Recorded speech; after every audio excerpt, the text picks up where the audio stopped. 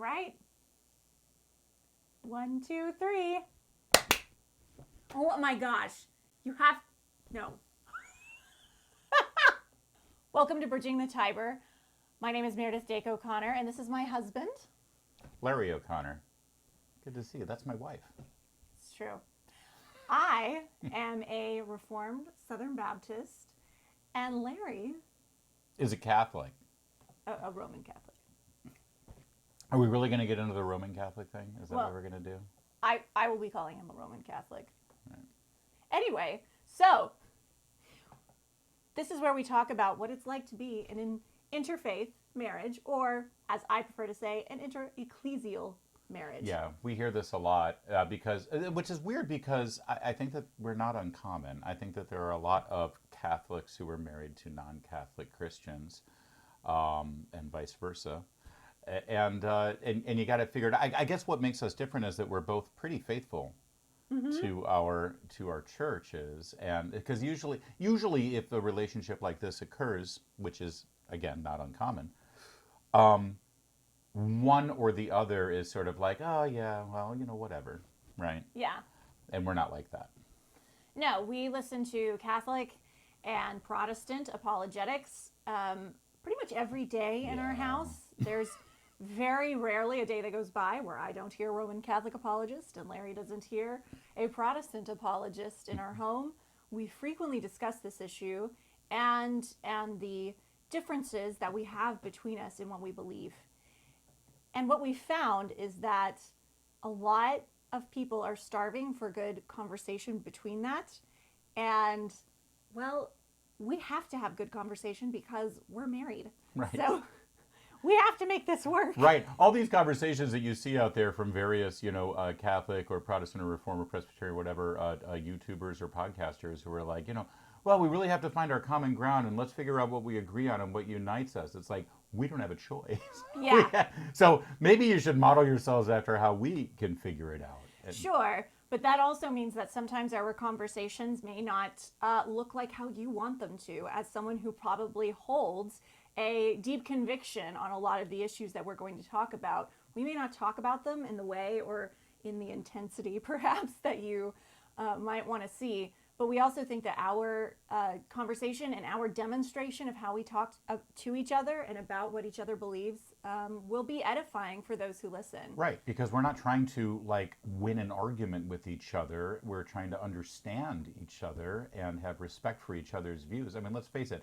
I don't think Meredith and I discussing and debating sola scriptura is somehow going to change what has been debated for at least 500 years, if not longer, in the church. Right. So we want to talk about these things so that way we can hopefully demonstrate what it's like to have good conversation. Another reason why we wanted to start this is because I doubt a week goes by where someone doesn't ask us about entering into a relationship with someone within a different ecclesial community. Yeah. We have a lot of people approach us to ask us, how does this work? Do you recommend it? And we're going to talk about that next episode. But this episode, we're going to talk about our most frequently asked questions, whenever people find out and get to know us, and they find out that we actually are not in the same ecclesial community and hold very different, deep convictions. So we're going to run through some of those most common questions. We are, but I also want to emphasize that, yes, there are some pretty specific and serious differences that we have, but when you really start to explore this stuff and talk to each other as we have, you also realize how much we have in common and how much of the disagreements we might have or that our faiths hold or have held for so many centuries, in my opinion, oftentimes boil down to semantics and language versus, what I mean by justification, you don't necessarily mean by justification in the same way.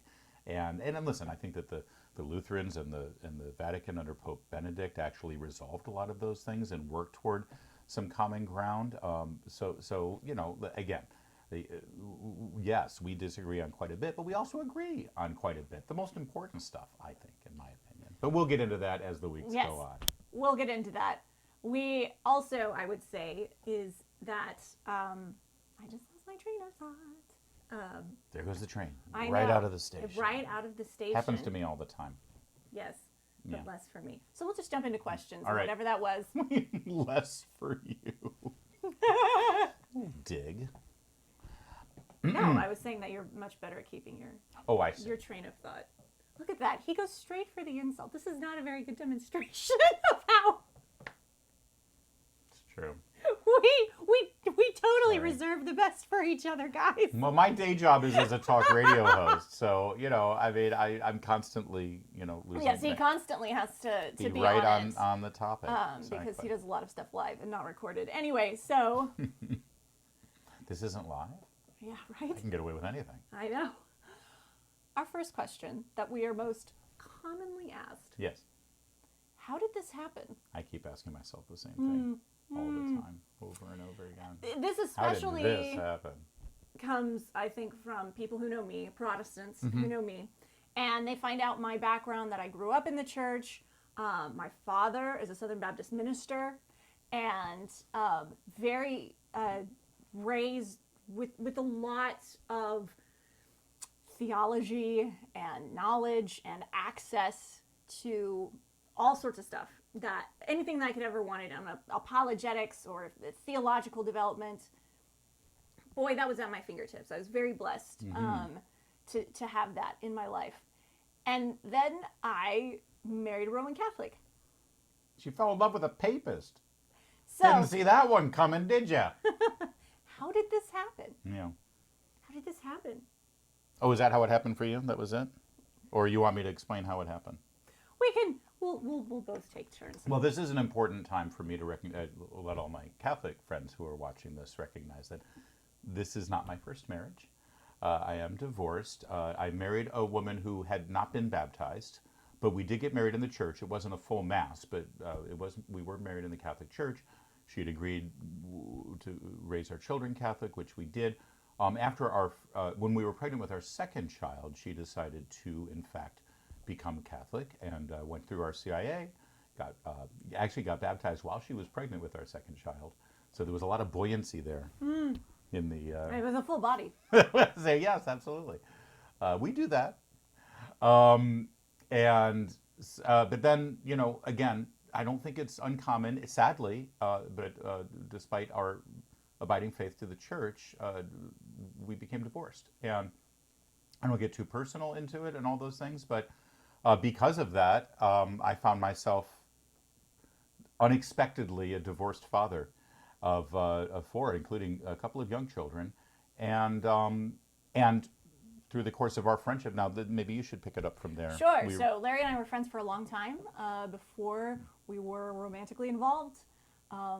I knew his ex-wife while they were married, And the kids. I've known the children, many of them since they were very young, and we worked together. And after Larry was divorced, a couple of years after that, we started dating. And as soon as we started dating, I said, I'm not dating a man with 4 kids. I'm going to marry a man with 4 kids. So we're either doing this or we're not. Well, and the fact that we were in love and recognized how much we loved each other made it pretty easy to say, yeah, we need to be married. We really do. And we and so we got married. And I, by the way, for those of you who are already jumping up and down, my Catholic friends, I have not presented myself for the Eucharist since we got married, because it is my responsibility to recognize canon law and recognize that I shouldn't partake in communion, which I do not, and that is my cross to bear. But I still consider myself a faithful and observant Catholic. Trust me, there are a lot of Catholics out there. There are even some saints who went for many years without the Eucharist and without taking communion. This is a real thing. It's reality, and this is how you're supposed to live under the guidelines of our church, under the doctrines of our church, and I'm trying to live that life. Right. So that's And how it happened. on that note, we're probably, for this specific issue on the nature of the divorce and everything else, we're not going to answer all of your questions because that's our business. And we're not putting it on the internet. But hopefully we'll answer as much as we can in talking about our day-to-day life and what it looks like. So another thing, of course, is after how did this happen is what did your wedding look like? Oh yeah? Do people ask you that? Yes, a lot of people ask me that, especially those who may be struggling with ecclesial anxiety or people who are interested in inter-ecclesial relationships and marriage. What did your wedding look like? Well, it certainly wasn't in the Catholic Church. It was not. No, because I have not had an annulment. That's a conversation, a topic for another episode, and we can get into that as well. We're still leaving open the option of potentially an annulment. I think that there could very well be grounds there. I don't know. But short of an annulment, certainly we couldn't get married in a Catholic church, so we were married in your family's church. That's right. My father officiated the wedding, and we were married in a Southern Baptist church in Oklahoma City, and it was a wonderful wedding. Yeah, But beautiful. it was a Protestant wedding. Yep. It was. With a Catholic groom. It was with a Catholic groom. It was great. It was a lovely service, and it was I'll never forget that day. It was August 21st. It was August 2015. Everyone now believes that you remember it. I wasn't sure you believed I remembered it. Sometimes I don't remember it. It's a long story. Anyway, the next question that we're frequently asked is, so where do you go to church? How do you split your time? I go to a Southern Baptist church that's wonderful here in Annapolis, that has great preaching and wonderful people there every single Sunday. Yep. And I go sometimes. Larry comes with me sometimes. And sometimes I don't. When I go to Catholic Mass, I usually go to the Naval Academy Chapel here in Annapolis because it's really cool. It's part of the military archdiocese, and their priests are really awesome because usually they mix into their homilies, some antagonism toward commies. Yeah, which I very much appreciate. Of the homilies I have heard, man, military chaplain homilies. Oh yeah, the best. We love military priests. And at the academy, man, they are unleashed. It's fantastic, actually. There's a long history and tradition of fighting Catholics in the Navy and the Marine Corps, so we enjoy going to the Naval Academy Chapel. So generally speaking, but I'll be honest with you, ever since COVID, and because I don't partake of the Eucharist, oftentimes because of COVID, when we were all doing our Mass observance via YouTube, sometimes I'll do that. And I know I shouldn't. I know I should go on a regular basis to Mass, and I'm trying to go whenever possible and on a regular Sunday basis. But when I don't, I definitely catch it online as well. Yep. So that's pretty much what we do on a regular Sunday. But on a holiday. On holidays, that's what I was about to get to. Yeah. On holidays, it looks a little different. But as I was saying, day to day, our life is, we don't try to do two services or go to one service on a Saturday and then on a Sunday and be together. And again, we'll probably talk more about that in the next episode, but that's just not something that we felt a strong conviction to do. It's not something that we felt like we needed to do to sort of show this like unity solidarity by going with the other person. That's just not something that we've really had a conviction about. However, when our children are in town, or staying with us, or if there's something special going on, and all holidays, typically, the big holidays especially, Christmas, Easter, we hit a lot of services. Yeah. I think Easter and Christmas, we probably end up hitting like 5 services over a weekend. It gets pretty intense. Yeah. But because those are such momentous Sundays, we and weekends, Good Friday, Easter Vigil, midnight, sort of Christmas candlelight, midnight Mass, Christmas Eve service, whatever it is.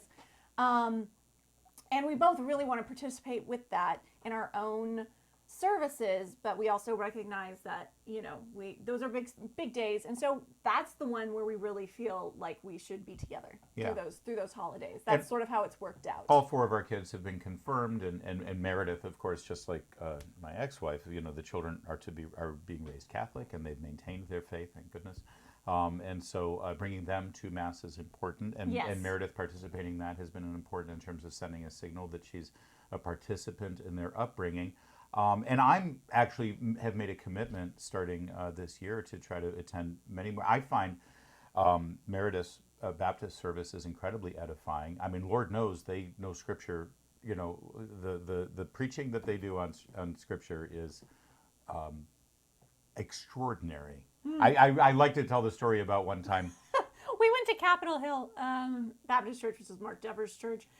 And that Sunday, I cannot remember what epistle it was, but the 45-minute sermon was on the greeting. It was 2 lines. It was like 2 lines. 2 lines. And that one Larry did not tolerate as well. Like, I mean, for the first, I would say 20 minutes he was there. I wouldn't say I was intolerant. No. I don't mean you were intolerant. I just mean like your ability to stay there and engage the whole time was really pushed. Well, I think the difference is, Catholics, we have Bible study. We don't attend it as regularly and as devoutly as we should. But the scripture reading, although it's the first part, the liturgy of the word is the first part of our Mass, it's not really the central focus. The Eucharist is, and the sacrifice. That's a huge difference. The sacrifice of the Mass is a big part of it. And so we don't spend nearly as much time on the readings or on the exegesis of those readings, And it was very unique for me to go to a church where, literally 45 minutes on 2 lines of scripture, the greeting of the epistle. And again, if you can seek it out, you look at Scott Hahn can, from a Catholic perspective, break down the Bible with the best of them, right? Well, because he used to be Protestant. And so you can find the same kind of breakdown and exegesis and study, but he's not a priest. It's not part of the Mass, but he can do that same kind of study, Bible study, and we have that at our avail, but it's not necessarily part of our weekly Mass observance, I guess. But but that said, I do I'm trying to find a schedule where I can maybe go to a Saturday Vigil Mass the night before and maintain my obligation to weekly observance of the Mass, and then go to Meredith's church the next day and have a Bible study session where I would agree with a good portion of what I see. Yes, when people ask me, especially, I don't know how much you get asked about, like, how do you participate in a Protestant? I do. Well, the question I get asked all the time is, it's not even a question, it's like, you don't take communion, do you? Yeah. Which I don't. Which I don't. I've had elders approach me because they know that Larry doesn't take communion. He does not present himself for communion. And so I use elders, pastors, bishops, all in the same way. And at our church, we're an elder-led congregation. And so I've even had like elders approach me and say, Larry is, if he's a confessor of Christ, like he is welcome at our table. Like he's welcome to take communion with us. Which that's just sort of the conviction of our church, and is that if you're a confessor of Christ, you're welcome at our table. But yes, people ask me as well. They're like, so what do you do? How much? Because you say you attended Mass. Like, what do you do? And a lot of Mass for Protestants who've never been, there's a lot of call and response, and there's a lot of sitting, standing, kneeling, and then of course there's presenting yourself for the Eucharist. I don't even go down in front to get the blessing or any of that. I totally abstain from participating in that aspect. And I don't say anything I don't agree with. And I also don't kneel. And that is my own personal conviction on that. So that is largely how we... You do sing? You like our hymns? Oh, I do sing, yes. Yeah. And Larry sings at my church. I do, although... we're both singers. We love singing in church, true. Yeah. Her church has more of a rock feel. Ours is a little more organ. Yeah, don't take that too much, because people are going to hear rock feel and they're going to think mega church. Well, you've got electric guitars. We do have an electric guitar and a synth, and we have a box that we have one of the percussion boxes. All right. I'm just saying it's a lot more contemporary than.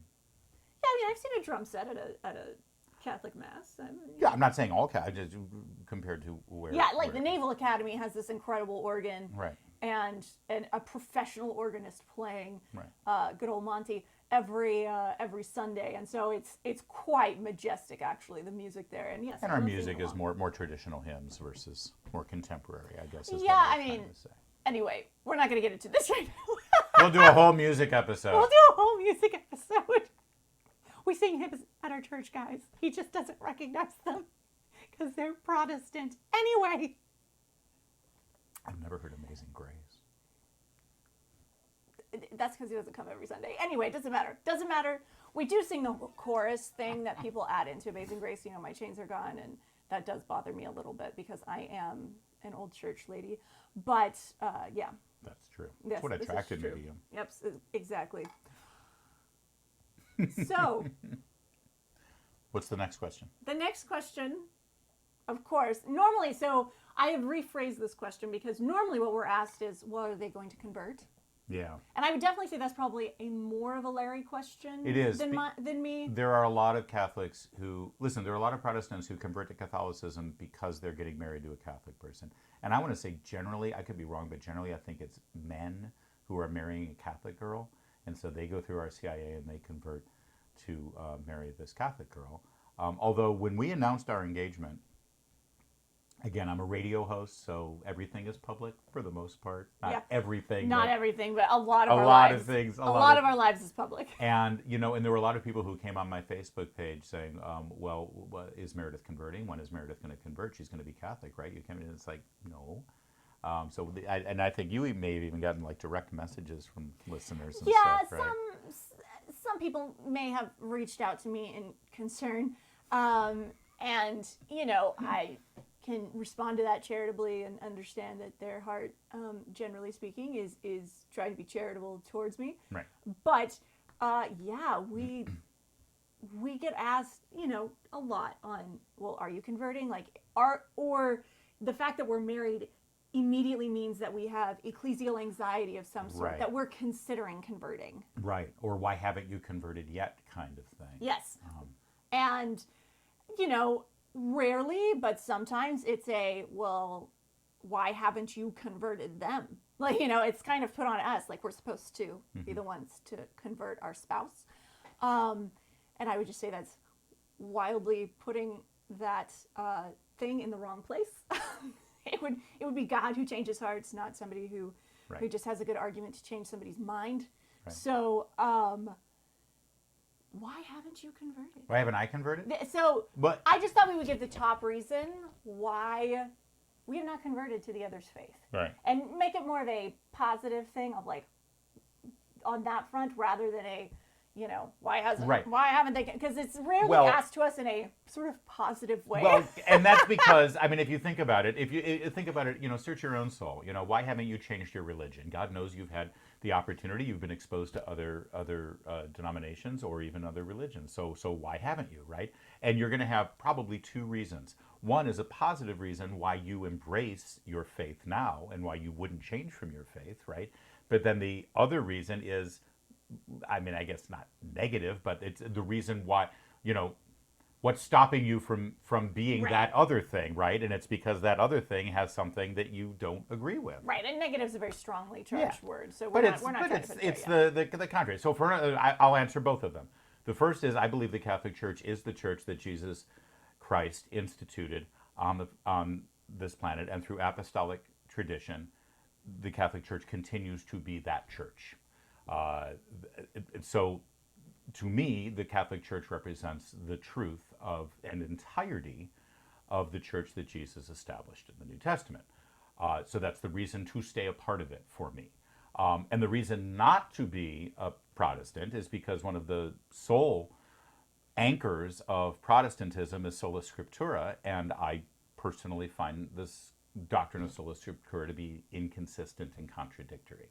Without going into detail, which I'm sure we might in another episode. We will.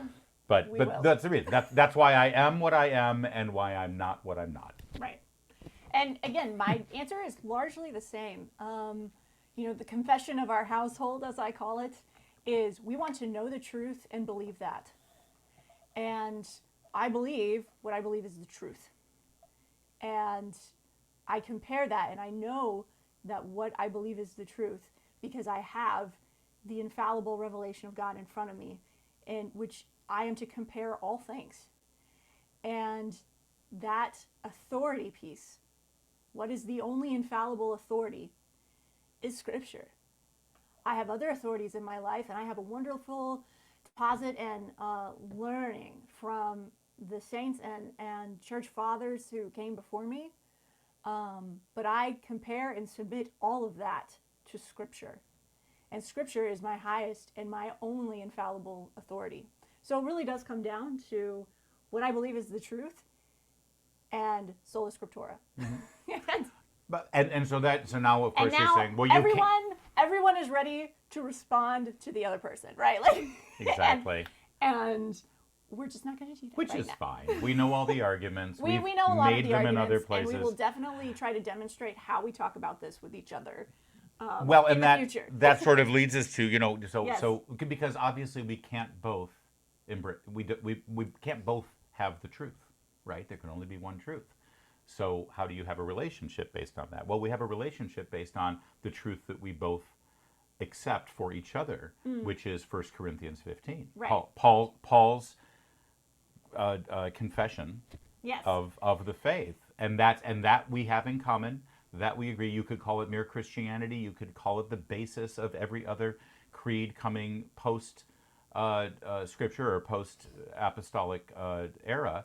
But that is it, and and for us that is enough. As soon as I knew that Meredith didn't think I was damned to hell, I would say, okay, good. We can disagree on all the other things, but as long as you don't think I'm, because I don't want you to be married to someone who isn't going to be around in the beatific vision. Certainly in our marriage, that was one of the biggest things for you. It really was. Did I affirm your eternal security? Well, because let's face it. I mean, I'm not a dumb Catholic. I recognize what's out there. I recognize what Protestants and many Reformed Baptists certainly absolutely think about Catholicism, and there are some within your community, especially in the Reformed tradition, who would outrightly say that Catholics have a false gospel, and in fact it's a little patronizing, but they'll say the only Catholics that might be saved are the ones who don't really understand the Catholic Church. And so I was concerned that that's how you felt about me. And of course, I know you can look at, the Council of Trent and say, oh, well, Larry must think I'm anathema, Yeah. Which, and again, which I we'll discuss that another time. But that does go right into our next question, which is, do you fight? Does this cause problems? Like these deep-seated issues, does it cause problems? And the reality is we don't really fight over this. We don't really fight about much. Yeah, we don't really fight at all. Anyway, but we're not really fighters, though. I am a fighter, but He is a fighter. But one, it helps that we were friends for a really long time before we got married. So we actually talked about a lot of these things before we got married. That's true.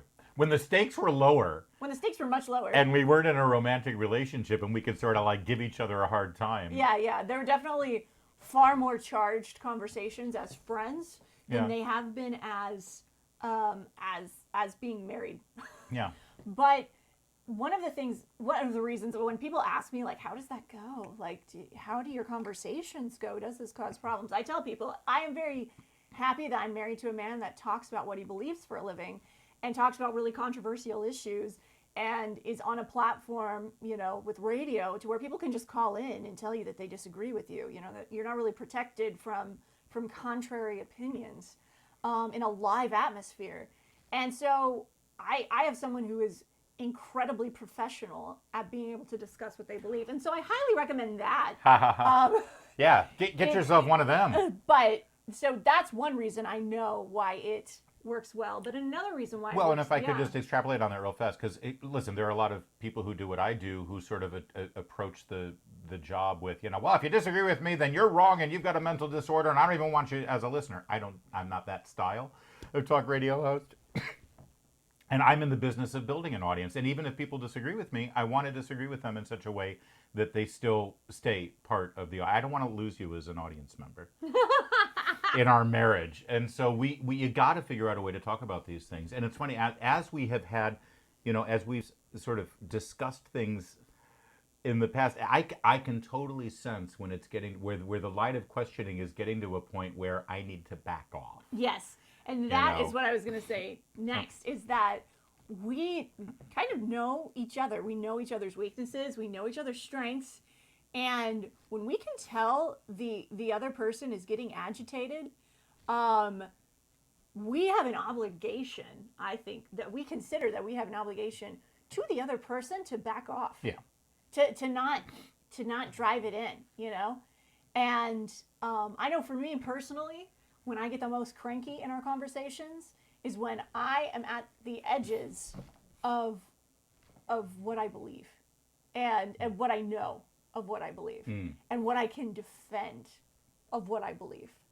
And Same here. my knowledge base Yeah. is now being stretched a little bit. Yeah. Or my ability to logically think through and argue my position is now being stretched a little bit. And that's whenever I start getting cranky. It's really on those places. And you're always going to find this throughout your life. You're going to find the edges of what you believe and how your ability to believe, your ability to argue it and maintain it, to question. And I hope that we find those edges for the rest of our lives together. Right. But those places where you're less confident, at least for me, it's when I start losing confidence in my ability to maintain my position. Well, I've never seen that because you are so incredibly well-read and confident about all these things. But that's when I get cranky. Well, And when he sees that, then we just move on to something else. What has really helped me, and by the way, this is just advice, even if it's not a fight Absolutely. over religion or anything. However, I mean, honestly, you're an Oklahoma Sooners fan and I'm a Michigan Wolverines fan. So if we have a conversation about college football, that's when things get ugly. But I've always found it very helpful, considering, again, I'm not trying to convert her. She's not trying to convert me. I have nothing but respect for your faith and how deep and abiding it is, and how, I mean, the perfect manifestation of Reformed Protestantism, Baptist ideology is the fruits, is the kind of human being she is. There's got to be something to this great theology if it produces incredible human beings like you that I want to spend my life with. So why would I want to? I don't want to change that about you. So whenever we do have a discussion where it, as you say, goes to the edges, either your edges or my edges, I find it so incredibly helpful to just say, okay, I'm not trying to win an argument. This isn't a gotcha moment. Yeah. I don't understand, and I want to understand, because that will help me understand you and love you even more, because it's something that I don't get. Because there's things about Catholicism you don't get. There's things about, but whenever that happens, we basically, both of us, sort of retreat to our corners and start doing our research, right?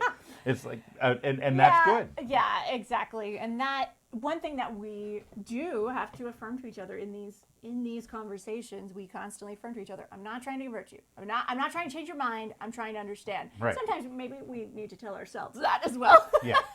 Remind ourselves, wait, I'm not trying to win an argument here. I'm trying to understand. If I'm trying to win an argument, then we need to stop this conversation, and I need to redo my heart before I get back into this. Right. So yeah, So we don't fight. largely this doesn't cause problems for us because we are very intentional with how we talk to each other about this and about everything. But we are very intentional.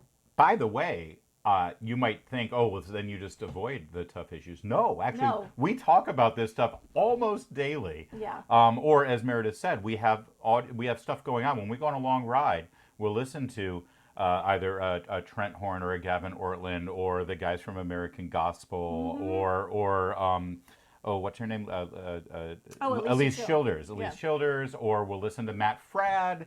And so we'll listen to all of these great podcasters and debaters and Jimmy Akin and all these guys, and at any given time, one of us has the ability, we can always hit the pause button and say, all right, explain this to me. What do you mean? Yes. What do you mean about this? You listen to a lot of Catholic Answers. You listen to a lot of that stuff. And most of the time it's when we're on long drives with each other. A lot of times these conversations, I'd say the vast majority of these conversations, we are not preparing to enter these conversations with each other.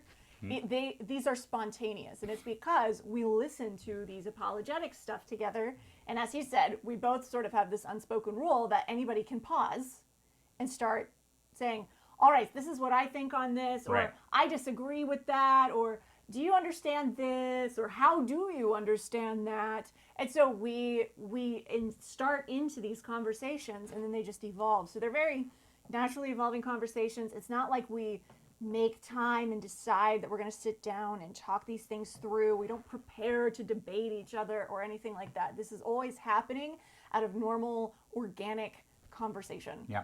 And I want to do a couple of episodes of Bridging the Tiber where we do that. Where basically we're going to show you some of the things we like to listen to. Yeah, and we'll react to it. I think that should be fun. But our next video, as I said, is going to be us and whether or not we recommend, marrying someone in an inter-ecclesial marriage. Yeah, if one of you came to us and said, "Hey, so I've fallen in love with somebody and they don't share my faith. You guys are making it work. What do you recommend this?" And we'll Yeah, we'll we'll give share- you our answer. We'll share our advice.